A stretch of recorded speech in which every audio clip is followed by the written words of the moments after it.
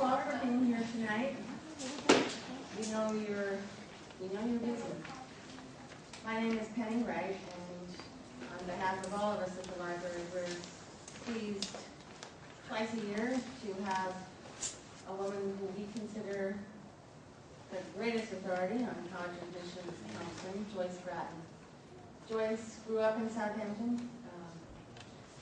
She was an Osborne, and she has spent her adult life, however, in Manitoba, over 30 years teaching AP English, and over 30 years doing college admissions counseling. So we're very pleased to have her and all of you here. Please welcome Joyce Grattan.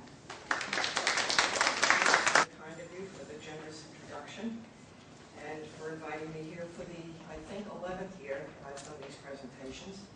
And as Penny indicated, I have a very special fondness for Southampton, and I'm proud to say that I'm a graduate of Southampton High School, as was my father and most of my relatives, so I feel at home. Well, with the economy having its effect on the admissions picture, definitely at many, many colleges, with the growing unease that we all have about the cost of college and financial aid, and with the uncertainty of what kinds of jobs will be available 5 years from now, which is anybody's guess, nobody knows. And with all the questions and confusion surrounding College Board's new so-called implementation of score choice, I'm sure I could spend the next 5 hours answering your questions. However, Penny and I have decided that we're going to do the program that I generally do in the fall, which is to address the specifics about applications, essays, interviews, and resumes, and how to make them work for the advantage of the student. First, let me see, how many seniors are there here tonight? How many students are seniors? 1, 2, 3, 4. Ooh. Okay, all right, and we have some juniors. Okay, good. All right, so I think what I'd like to do is have an icebreaker first, and have some interaction with you throughout the evening, and I throw it open to you. Feel free to interject, interrupt, have questions as we go through this. But I'm going to start out with an icebreaker, so I need 8 student volunteers. I guess that means every student that's in the room here. Do we have 8 students? 1, 2. Could you all come up here? I'm going to give you a card. You're going to see what your GPA is. So hold up your GPA. All right, we go from a 4.0 to a 2.3. But remember, they're not going to stay that way because we're going to see what happens. And the point of this exercise is just to show you how purely subjective. You think you have control over it? You don't have a lot of control. This is a process just to show you the subjectivity of how this all works out. I once said to a friend of mine who happens to be director of admissions at BC, I said, John, why don't you just take a pack of cards, throw them up, let them fall on the floor, and pick up the ones that are face up, and that's it. Oh, come on, he says, get off of that. At any rate, okay, so I have to be here so the camera can see me, I guess. Actually, everyone should get a little closer. Everybody should get a little closer. How am I going to do this, Penny? I'll have to stand right here. Yeah, stand right there. Okay. All right. On the back of each of your cards, there's 2 things I think that are said. Correct? Okay. So, if you have taken a strong academic program, move up 2 spaces, and up is this direction. No, sorry. Stay back there. Yeah, I got that confused. If you have an extremely strong academic program, move up. We're going to have you move that way to go up the line. So you have one, you go up 2 spaces and get over there behind the 3-0. You have extremely strong, move yourself over. Or strong. There, go over. Okay. If you direct the gospel choir at your church, move up 1 space. Look what happened to our 2.3 already. Okay? If you have clearly stated that this college is your first choice by making an early decision application and commitment, move up 2 spaces. Aha. If your intended major is psychology or biology, move down 1 space. If your intended major is Greek, move up 1 space. If you do not know any of your high school teachers well enough to feel comfortable asking for a recommendation, move down 2 spaces. Nobody? Come on, somebody's got to have this card. If you don't know any of your teachers well enough to feel... Or 2-3 is doing the most moving. If, when you word processed your college essay, you forgot to change the name of the college you were applying to, move down 3 spaces. Oh, look what happened to the 4-0. If you're a legacy, move up 2 spaces. Okay. If you did not write the optional, so-called optional, college essay, move down 1 space. What makes someone legacy? Legacy, you What have makes a, someone that? your mother or your father or grandparent graduated. Yes. Okay. If the topic of your college essay was sports as a metaphor for life, move down 1 space. If you wrote the essay of the year, the one everyone passed around the office, move up 2 spaces. Those are 2-8, he's moving. Okay, if you plagiarized an American history paper and got caught, sit down, you're out of the competition. I'd like to stress that these are all just things you made up. Oh yeah, absolutely. No. Yes, I did make them up. All right. To prove a point. Right. Okay.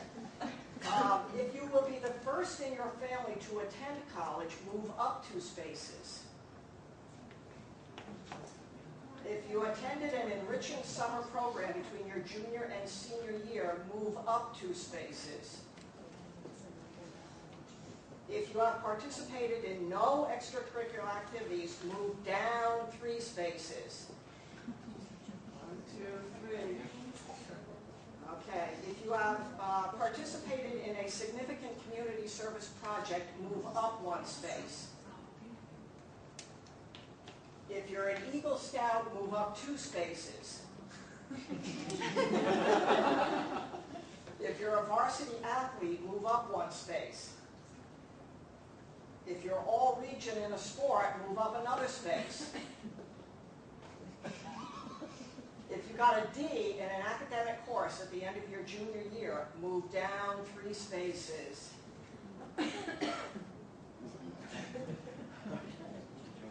If you wrote a letter to the college admissions officer and explained the extenuating circumstances surrounding a grade of D, move up 1 space.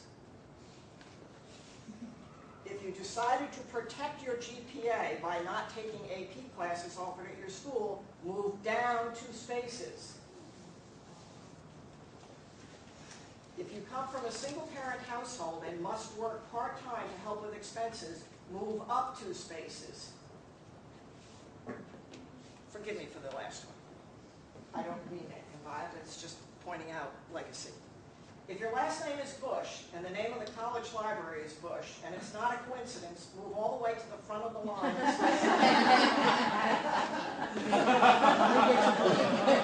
All right, now hold up your GPA, so let's see where you are. There you go. He who was last shall be first. All right, thank you very much for your help. Okay.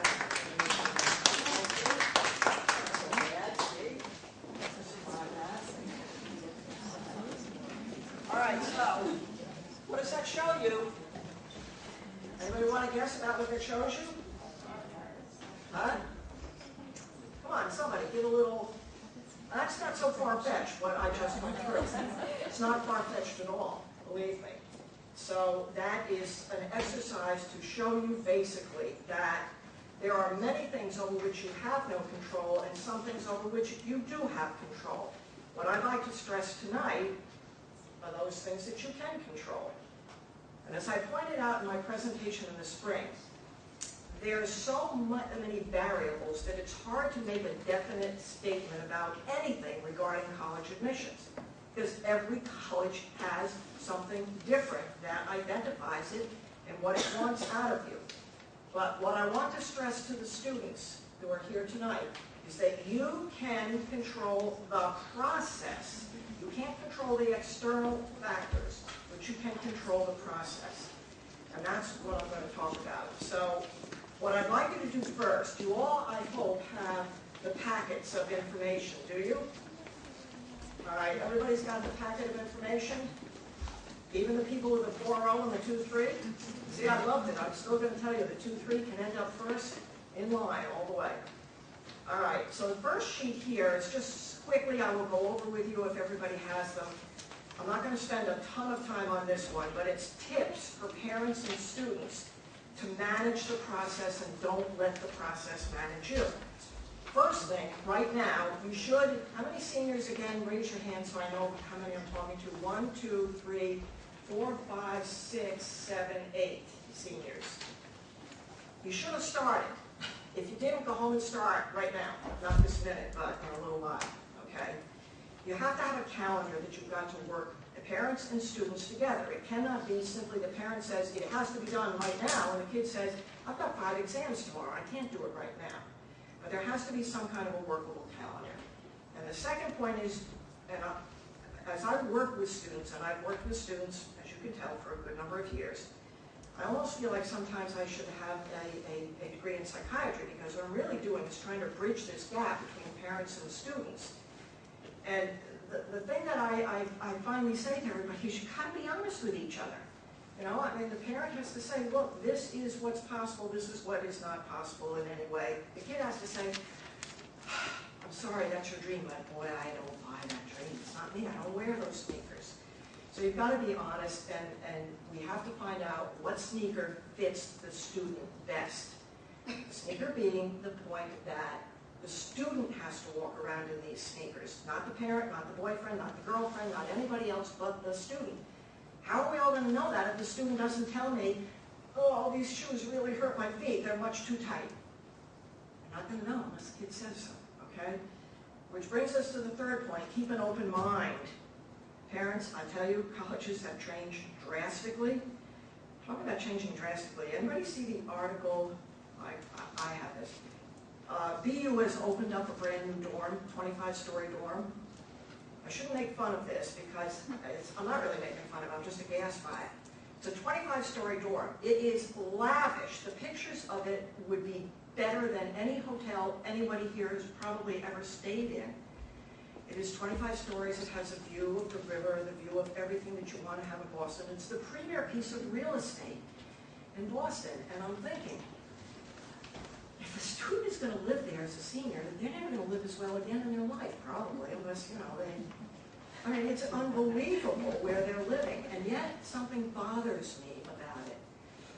One, it costs $13,000 a year to have a slot. First of all, you have to go in the lottery, and if your number is up enough, then you can get that choice. Everybody else for board or room, pays $5,000 at least less. So automatically we know, I mean, I don't like the differentiation of who gets to live there, because you're paying $5,000 a year more than you'd be paying any other place. And it just seems to me that in these economic times, of course, I've had this complaint for about 20 years that we build to the comfort of the student, and we sort of leave the academic component second place. And I get this from kids all the time, because I say to them, they tell me, oh, I went and I saw such and such and I loved it. What did you like about it? Oh my gosh, you should have seen the cafeteria. You should have tasted the food. And they'll go on and on and on. Finally, I will say, and what about the academics? Oh, you know, the classrooms look nice. I mean, you know, they look like my school. We got things backwards. I mean, if you're going to be shelling out $50,000, or you're going to be taking $20,000 a year in loans, there has to be a purpose for it. Otherwise, I would just simply say, go rent one of these beautiful places for a month or two and live there and get a feel of it. But, you know, don't spend $50,000. So we have to look at academics, and that's what I'm saying here. We have to understand that there are more ways to look at this whole process than simply the glamour of it. So I say be open with each other. Students, I urge you. There are 3,600 four-year colleges in this country. You have probably not heard of more than 50, maybe 70 of them. Think how good some of these are. I always say to Penny, you know, in the Midwest, there are wonderful schools. I'm giving you something here tonight from a school in the state of Washington called Whitman, which I love. I have visited it, and I have always said, if that school were in Connecticut, it would knock the socks off of so much of what we see around here. So yes, I know I'm not telling you to go to the state of Washington, but I'm saying to keep an open mind, okay? Number 4, make sure your sneaker list covers all your needs. You have to make sure you cover your bases, and you can't choose a college, I stress this time and again, based on what you don't like about your high school or based on what you don't like about where you live. College is a different animal altogether. And if you choose something based on what you don't like, then it's not going to be the right fit for you because you're not choosing for a positive, you're choosing for a negative reason. So we can't simply go with, I hate Southampton, everybody knows me, or blah, blah, blah, and therefore I'm going to go where nobody will ever know my name. Well, that's a huge change. And I'm wondering how many people really mean that. There's sort of a medium ground here. But college and high school are not the same animal. We have to keep that in mind. With that, I would say move away from the rankings mentality. The total college experience is only as good as the fit. But anybody who's heard me before knows that I'm not a big fan of U.S. News and World Report, so I will just leave it at that. Number 7, students, I tell you, take control of this process. You've got to be aware of the deadlines. You're going to go to school. You cannot pack your mom and dad or your girlfriend or your boyfriend in the trunk and take them with you. You have to be in charge. Otherwise, you're going to get at XYZ, and you're going to turn around in a month or 3 weeks or whatever and say, how did I get here? What happened? Why am I here? You have to be in charge, and you've got to be a wise consumer, making sure you know what you're getting. What do you want to get? All right, colleges want students, number 8, with a depth of interest and experience. Try to avoid the packaging mentality. Don't do what you think a college wants. Do what you want. Foster whatever passions you have. Go for it. They love to see kids who will go for it. Students, be aware, number 9, that your email address is the first impression that a college gets of you, and it's a business correspondence. So I advise every student I work with to make a new email address that is simply going to be for colleges, so that you will check it regularly and so that it will not just, pass by and 100 other things that come through, and that it's appropriate. There are some that are not appropriate, as you know. And then this would be to the juniors. Number 10, when you visit a college, even on your window shopping tours, which I encourage you to do, 1, don't fall in love. There are too many fish out there in the sea for you to fall in love at first sight. You just can't do that. Be sure to register your name wherever you go. Just put in a thing, because colleges say, oh, they did exhibit interest. They were on campus.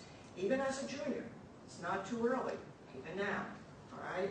If you have a formal tour and interview, write a thank you. I used to insist on the handwritten thank you notes, but everybody now is handing out cards.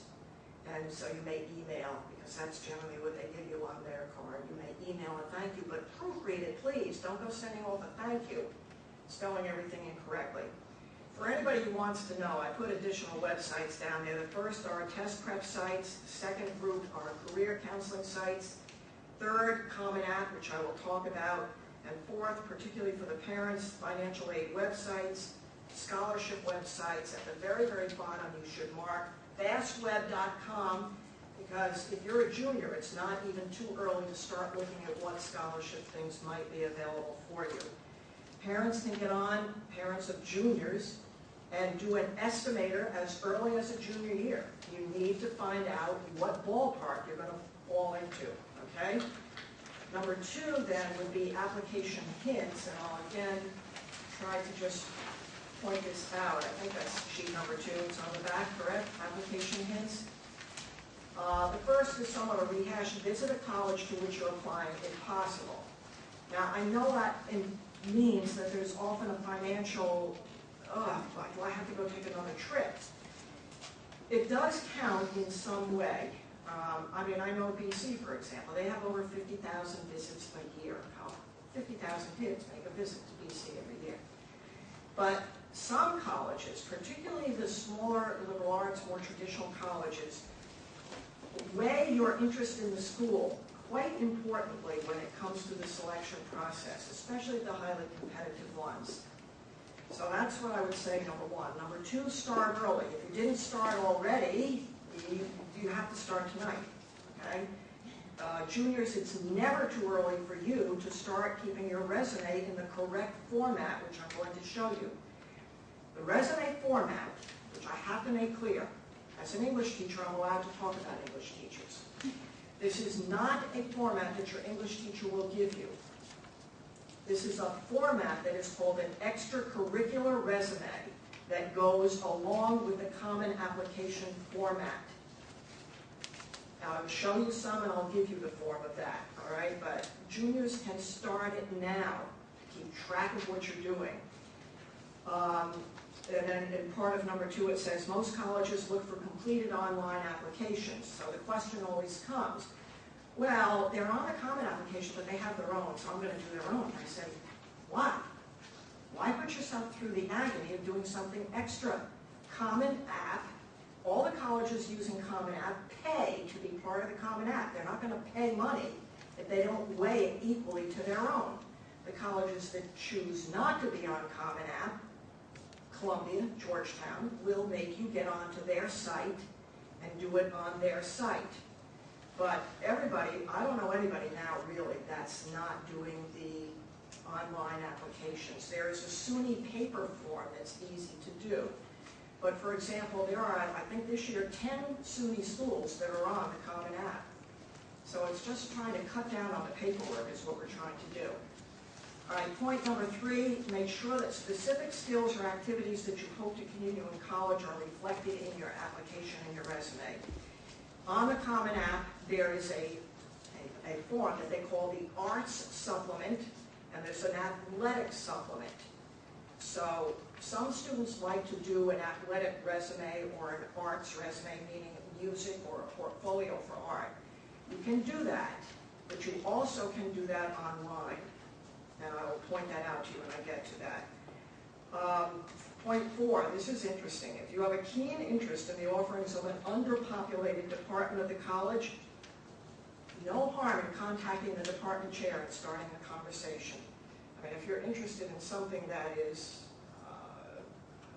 Greek structure, I don't know, name something, other than psych and biology where you move down 2 lines, okay? But start the conversation. The point being, they want to keep these professors who have tenure, got to keep people in their classes. So if you truly have an interest in something that is not as common a major, then there's no harm in starting a conversation. Okay, number 6, especially to the seniors right here, right now.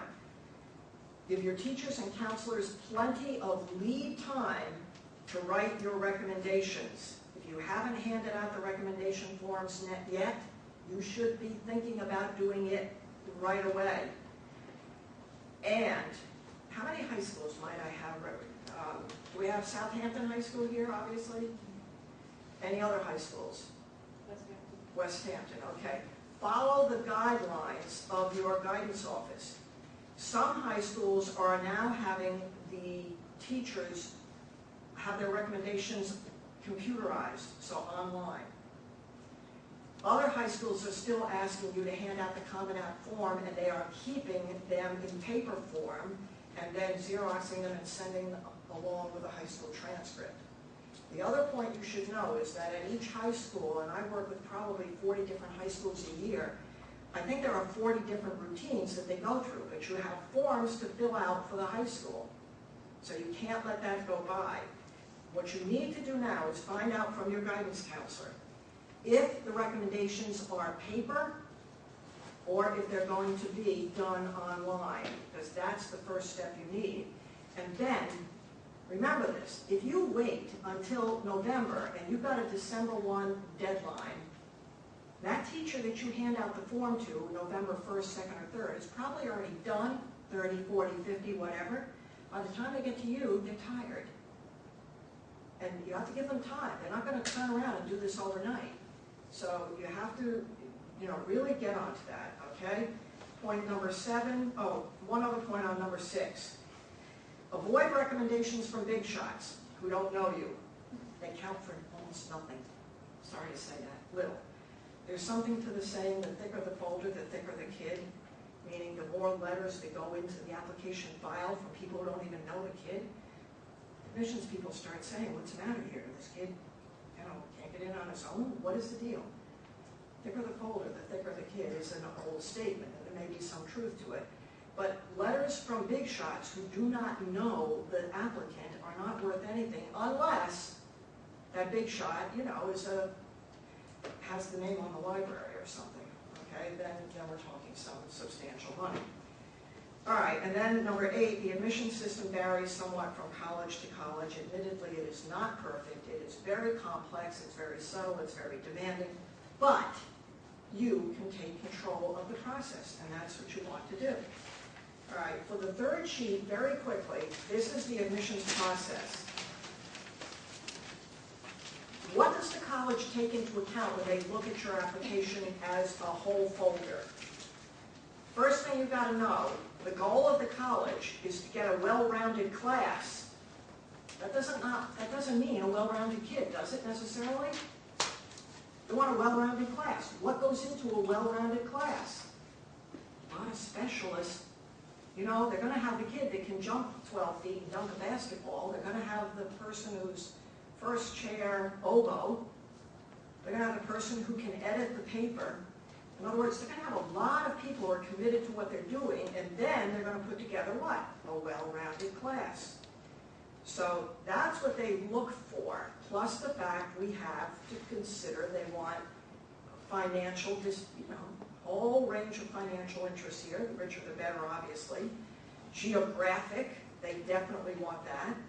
National, racial, religious, socioeconomic, special talents, and legacy. Those are all things that go into the factor, plus male-female ratio. Females have outnumbered males in college for at least the last 10 to 12 years.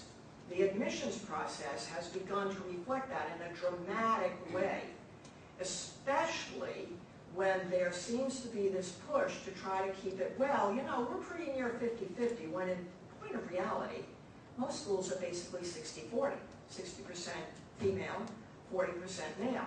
What does that translate into for a male applicant? Come on, you guys ought to smile. Yeah, there's two smiling. There they are. That's what it translates into, and you two should be frowning, because that's what it translates into, sorry. Anyway, what do they look? Your high school program, that's the critical thing. Remember the kid who had to move down 2 spaces because that kid thought he'd protect their GPA by not taking any AP classes? They moved down 2 spaces. So that's number 1. Number 2, grades and class rank. What I would say to that is the 5 core classes, I have sat in on admissions procedures at a number of different colleges, and I've watched them. And what they will do is take a high school transcript. They have a blank sheet in front of them. They have the 5 core classes. You know what the 5 core is? Math, English, social studies, science, and foreign language. And they fill that core in, 9th grade, 10th grade, 11th grade, 12th grade. And what they try to see is what student has carried those 5 core classes through for 4 years. So if you have a full 5 core for 4 years, you move up a couple of spaces. You definitely do. You say, well, what do? My high school doesn't offer a 5th year of a language. Well, then that's fine. What goes in to the college with your application is a school profile, which indicates we only offer 4 years of French, or whatever it might be.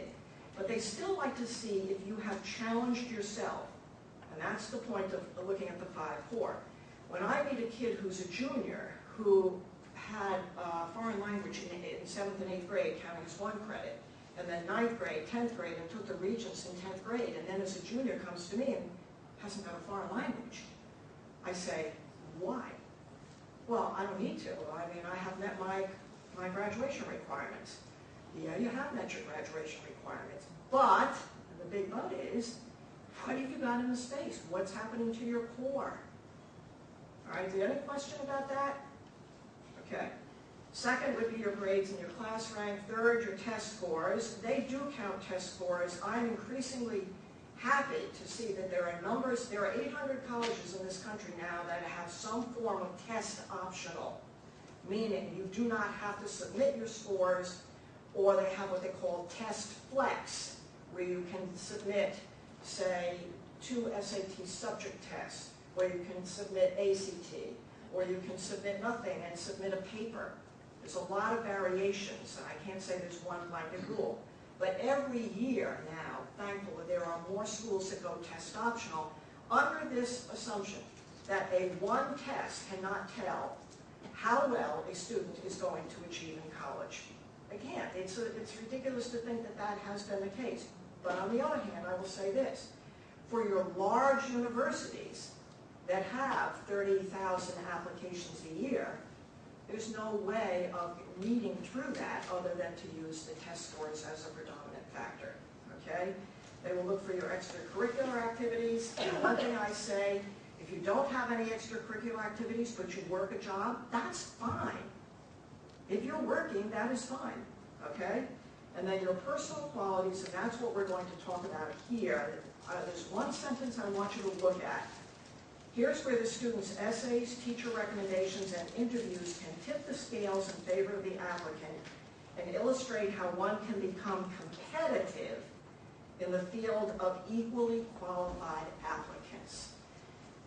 That's the key sentence. You want to become competitive in the field where almost everybody in the applicant pool has the same qualifications as you. And you say, well, that doesn't happen. And I say, oh, yes, it does happen. I will use Harvard because everybody uses Harvard but I think they have one of the best admission systems in the country. It's the easiest, it's most straightforward. They reject 93% of the students who apply. Does that mean that 93% of those students that they rejected don't have the qualifications to either apply or be accepted or do well at Harvard? No. I'm going to tell you that 93% that they reject with maybe minimal numbers, everybody has the same qualifications. What you need to do is to take that concept of Harvard and put it into where you are applying. If you're in the top 10% of your high school class, you're likely applying to colleges where almost everyone else is in the top 10% of the high school class. You're not likely to be applying to a college where everybody else is in the bottom 10% of the high school class.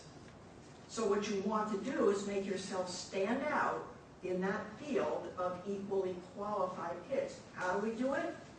Interview, resume, essay, recommendations, the things that you can control. So what is the first thing that stops the whole process? I now have however many kids, I'm not going to say, but they've all basically got what I call name, rank, and serial number done. And once we get that, we hit a wall, because when it comes to that section of the common application, they now go into what I call a sort of a stupor. It's like a state of lethargy. Oh, you mean I have to write about myself? Oh, you mean I have to talk about me? Oh, I have to write an essay? What am I going to do? And this is really what's put students into a state of panic or the state of denial. I'm not going to do it. And then the months go by, and then somebody cracks them on the head with a 2x4 and they decide they have to do. So what you see here, sheet number 4, this is advice that I have gleaned from college admissions counselors all over the country. At every conference I've gone to, I would sit there and scribble down what they say about what they want. The first thing, most importantly, it says, show, don't tell. Now, can somebody here tell me what that means? I'm the admissions director. You ask me, what do you want me to write? And I say, show me, don't tell me. What do I mean? Yeah. So, speaking from first person as opposed to watching something happen and describing it. Yeah, it's me. I want you to show me, draw me a picture. Right. Find me some way so that I can get into your head. That's what I need. I need to know what makes you tick. All right? There are 2 prayers that a person reading the essays has. I always give this scenario. I'm in Maine. I'm at Bates. It's midnight. There's 12 feet of snow outside. I pick up your essay. I have 2 prayers. It's number 400 of my day. Oh, am I kidding? It's 200. I say, wake me up. Do not put me to sleep. And the second thing I say is, let me know who you are.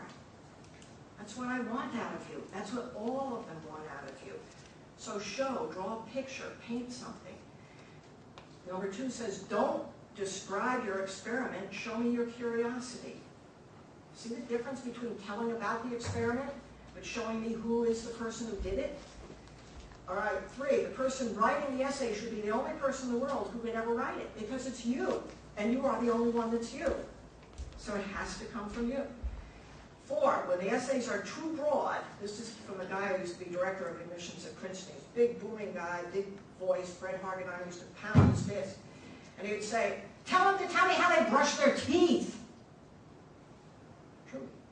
He wants you to get it down to that intimate. I don't want to know a big thing. I want to know how they brush their teeth. That gives you detail. That gets you involved. That gets you right into it. Narrow the focus. You can't, in 500 words, write a thesis. But you have to write me something that will help me know you. Don't tell me about Aunt Sally's death. Tell me how it affected you. Don't tell me about the action. Tell me about your reaction to it. But there are all sorts of things. They have stereotypes. The jock essay. I scored the winning goal. Jock essay. You know, I traveled to China. I'm going to be a world traveler. You know, Grandma died of cancer. I'm gonna be the one that's going to find the answer to that. Okay. Now, all of those things may be real, but they could be written by a lot of different people. You've got to put you into it. Here's an exercise I give my kids, number 7 on here. Write down 3 adjectives that you think describe who you are. Ask somebody to read your essay and see what adjectives they come up with. When a person puts down the essay that you've written, that person should be able to give 3 adjectives describing the writer. All right, number 9, an admissions officer, when commenting out of a large number of essays he reads every year, says, just take me out of my office for 5 minutes. Take me somewhere else. I think that's important for you to keep in mind. You have to know your audience. 10, if it's the first time you thought about it, don't write it. Essays, number 11, show who you are, not simply what you've done. Remember this, when the person picks up your essay, that person has read your application, has read your recommendations, has looked at your transcript, has seen your resume, may even have interview notes in front of them. They already know all that. So your essay tells them something else, something that wasn't there. That doesn't mean to say if your resume has tennis on you and tennis all about it, and you can't write an essay about how tennis changed your life. Of course you can. But then the essay is not about tennis. It's about the effect that tennis had on you. And you are the important part of that. Number 13, don't give me a travelogue, give me an interior monologue. And then 14, answer the question honestly, be yourself and let me know you. As auxiliary to that, before I show you some, are these tips, I think it's number 5, from Carleton College, which again, is a school that I love. It's not right around here. Has anybody here heard of Carleton? Some of the parents probably have. Yes, good. It's a great school. It's a wonderful place to visit. Very happy kids there, very smart kids there.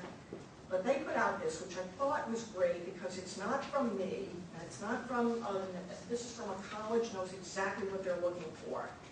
I'll let you all read that on your own because I think it's important for you to digest what they are telling you. So students, please do read that. And then you will go to number 6, and we're going to do a little work here together with number 6. Okay? So, I'd like you to read the number 1. There's a question there. And then read the first sentence for that question, and then we're going to talk about it, okay? Could you just read that?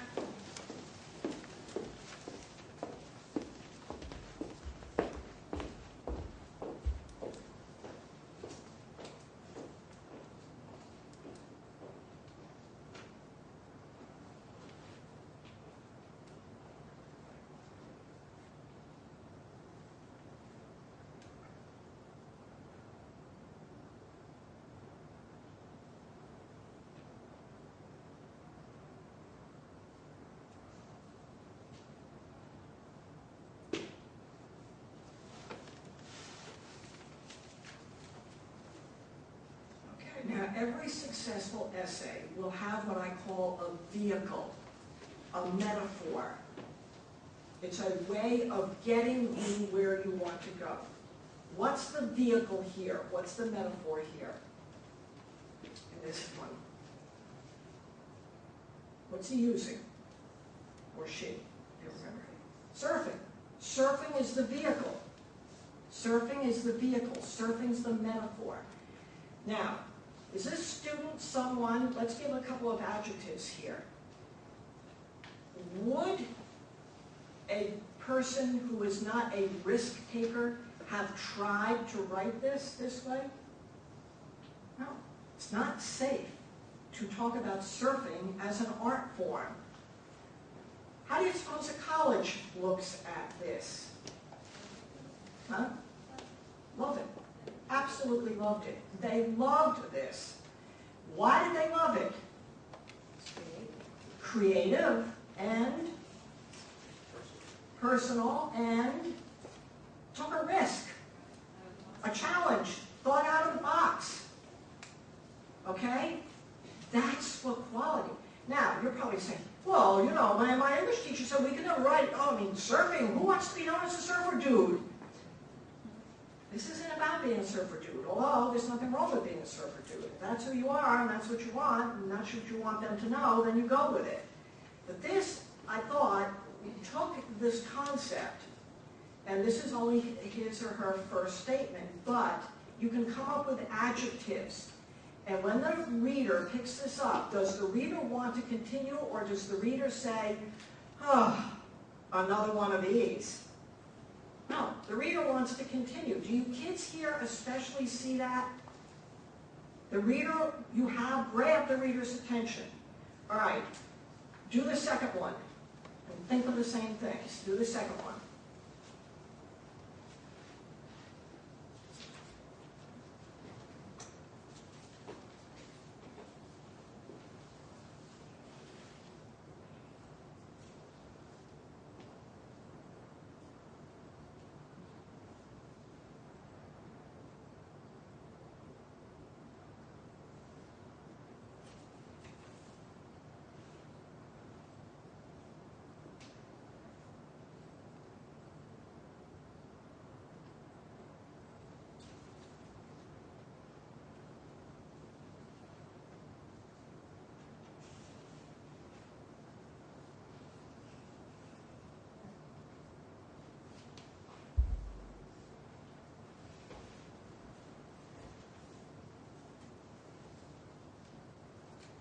Okay, looking at the question, what is your favorite word and why? What kind of words do you suppose most kids chose? Throw some at me, come on. Come on, kids, tell me. If somebody says to you, what's your favorite word and why, and you think this is a college person or a big professional person asking you this question, what kind of word are you going to throw back at them? Your SAT word, right, but what else? Come on. Honestly, honest, truthful, what? Knowledge. Success, right on. Most of the common words that would come back. Not laughter. But the student worked it in, so when you get through this, you see that, I mean, the kid is a creative writer and ended up actually being an English major. You could see that from here. But the point is, if you were to describe this kid, you would say, you know, has a sense of humor, has a way of dealing and coping. Those are positive traits that you want to come through. And then you're almost interested to see, because the last line, you know where this essay is going to go.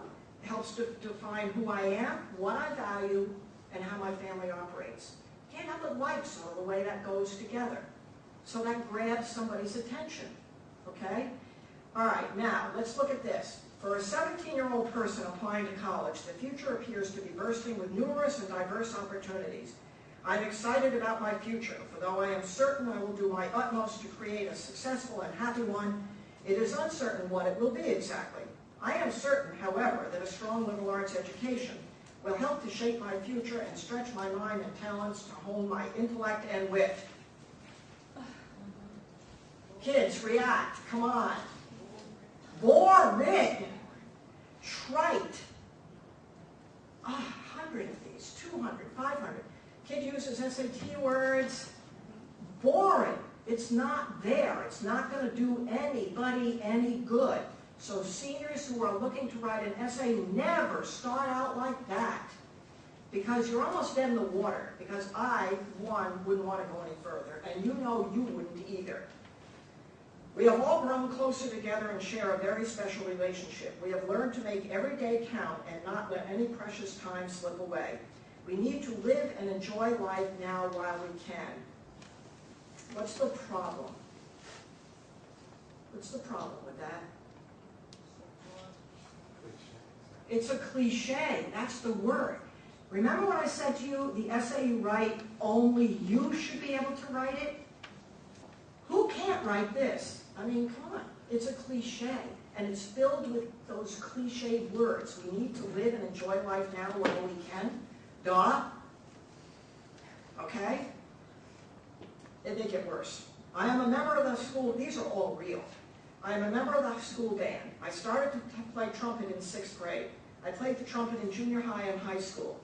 The band plays at all the varsity games. The band also plays at special events in the village. We play in the Memorial Day parade. What grade is this kid in? Really? I mean, that is bad. That is bad, bad, bad, but true, it happened. Okay? Baseball has always been a great love of mine. Whenever the plate is approached, the pitcher is stared in the eye, and the bat is furiously swung at the ball. This incredible feeling comes over me. Has any student here ever heard the word passive voice verb? Avoid it like the plague, please. I love baseball. Baseball has always been a great love of mine.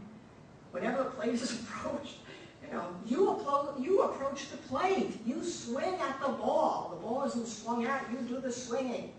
Active voice verbs. Okay, I'm going to ask you, so those were 2 good ones, increasingly bad ones. Now, these are all real too. Whether it's my room, my hair, my locker, life, I like things neat. Everything must be organized. It's a quirk of mine, I admit it. According to my maternal relatives, this trait is genetic, inherited from my Irish mother's side of the family. My father, an effusive and sentimental Italian, thinks my propensity is rooted in my potty training. And my sister, a psych major, thinks my behavior is a device to control my environment.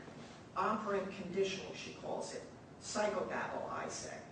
There is something good in this, and there's something bad. Can you tell me what the good might be? What might the good be? No, there's something good here. The student is telling you something about her that doesn't appear anywhere else, and that's that she likes organization. Okay? She likes that.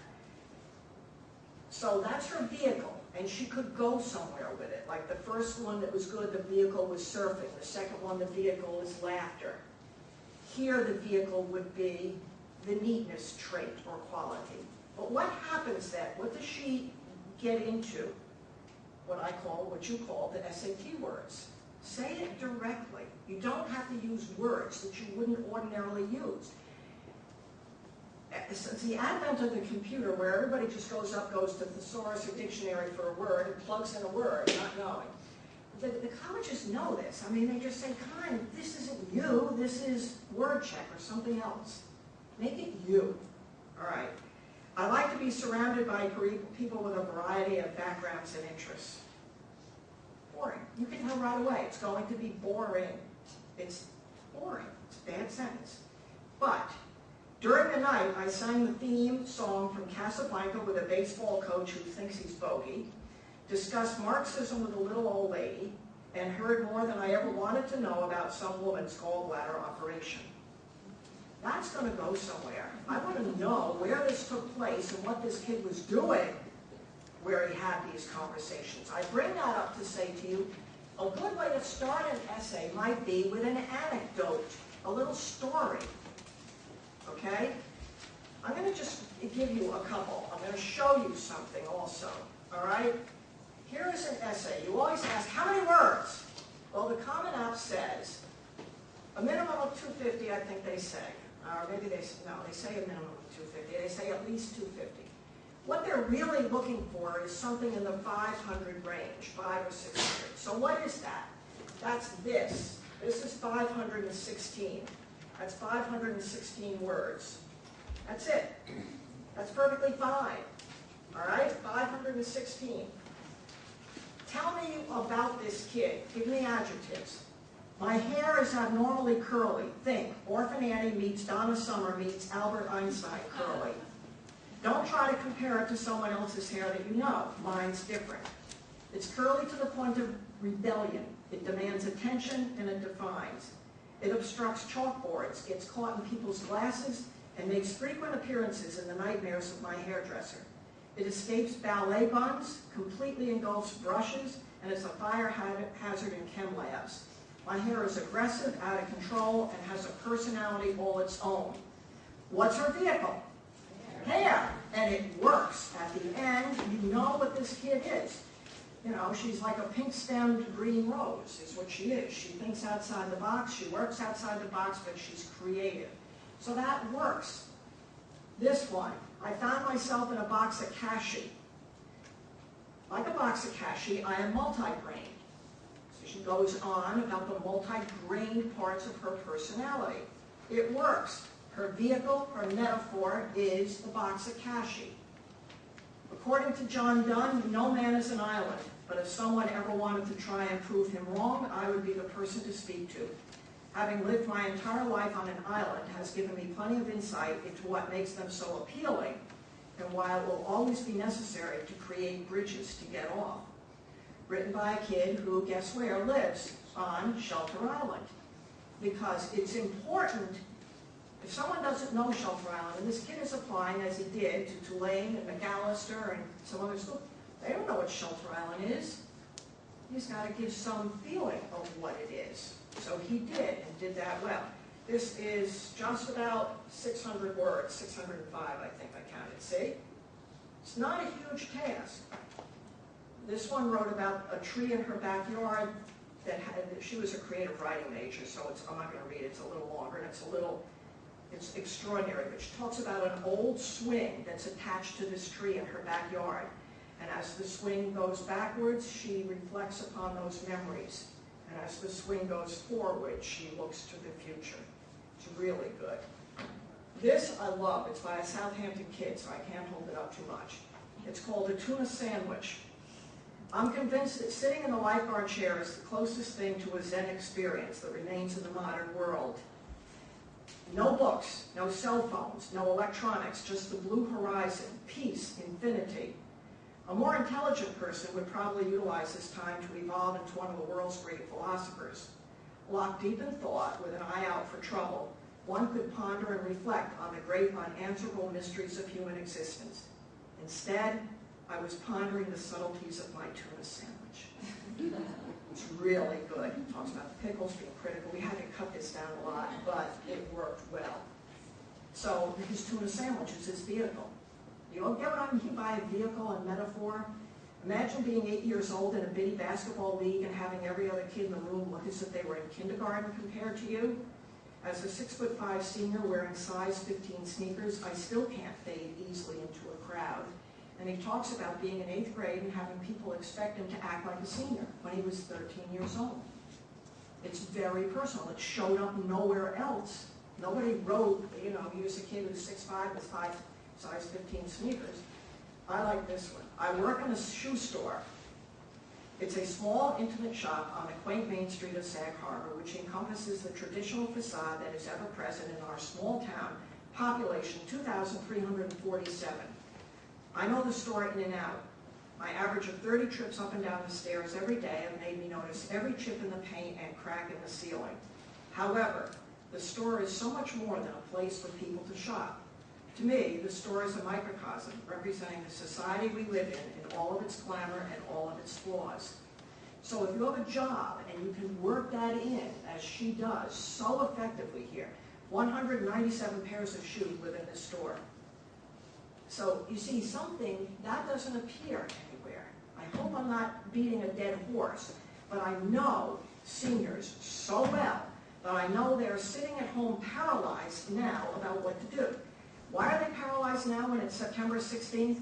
Because if they're doing early action, many of the deadlines are November 1. Well, you say so, it's only September 16th. But their high schools want to know by October 15 that they have or will do an early action. And you're going to make sure you have all those recommendations done in that amount of time. A college may also have a supplement, which might mean another essay or 2 or 5, depending upon the college. So what we need to do, as I stress to everybody, is try to have the Common App wrapped up by the end of September. And then that gives you flexibility of attacking them all one by one. So I have plenty more of these essays, but I just thought, it's good for the kids especially to see what it really is in terms of length. Now, do you have any questions about the essay concept here, or what I'm talking about? Anybody, any student have a question about an essay? I hope that I've given you some insight into that. All right, the next thing that almost kills us are what? Interviews. Who's had an interview here? Nobody. Okay. All right, you can control an interview. Let me talk a little bit about an interview then. You shouldn't look at it as Chinese water torture. It's not that. Anybody here planning on having an interview? No? Oh, yeah, okay. All right, good. All right, first I guess I have to address who really wants interviews, who needs them. Let me put it to you this way. Not every school needs or requires, some don't want an interview at all. Your large schools don't interview because they can't. They got 30,000 applicants, they can't interview you because they can't make it fair, all right? Then some schools say, no, we're not going to bring that into account because we don't have enough alumni to do it, and we know that that's an expense for people to have to get to our campus, so we're not going to count them. But then there are the Ivy Leagues, which if you are applying, you will have an interview because it will be an alum interview and it will be given off campus likely. You can have interviews on campus with the Ivy League, but it's generally going to be looked at as informational and the alum interview is going to take place. When does that happen? After you apply. Do you wait for the deadline to apply then to an Ivy League school? No, because chances are your name is going to be bottom on the list of the Long Island person who has to distribute your name out to everybody, and you may be number 65 from the East End, and you may not get a shot. So we don't wait till the last minute for that kind of thing, because the application has to be in, all right? The schools that I think are important to interview with would be the schools that, one, are test optional. Test optional, which you can tell, I'm sort of in favor of test optional schools because they look at the whole person, all right? They like to see what they're getting. They want to talk to you. They're not going to put you through the ropes. They want to know you. So they're going to have a conversation with you, and that's what they're going to do. So on my sheet number 7, I think it is, you're demonstrating your sincere interest by scheduling an interview, if you can do that, all right? Kids say, well, what do I say? And I say, just be honest. For example, if they ask you a question, they're not going to ask you how to solve the healthcare question. They're not going to ask you how to get out of Afghanistan. They're going to ask you what you like to do. They're going to ask you what your favorite class is, maybe. They're going to ask you why you've enjoyed a class. They'll probably ask you what your least favorite class is.